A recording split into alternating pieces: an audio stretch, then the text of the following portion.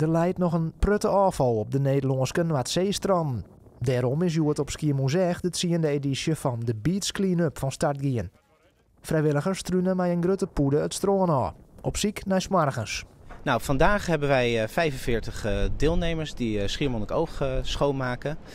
In Zeeland hebben we eenzelfde soort aantal. En zij gaan het strand over een kilometer of 6 richting het oosten schoonmaken. En er leidt nogal wat op het strand. Van sigarettenpeuken ont oude stikken visknet. Maar de vrijwilligers binnen positief en komen overal bij. Meppel, dat ligt in Drenthe en we zijn hier op de fiets heen gekomen. Het was 100 kilometer, maar het is wel een stuk schoner natuurlijk. Dat is een hele fietstocht om helemaal naar Schiermonnikoog te gaan. Zeker, dat is het zeker. We doen er ook 7 uur over, dus dat is nogal wat. En waarom wil je zo graag hier op Schiermonnikoog zijn vandaag? Nou ja, het moet natuurlijk wel een stuk schoner worden, want zoals je ziet hier de zee, er gaan vogels dood en het is echt een groot probleem. Nou ja, ik denk dat wij heel erg kunnen helpen.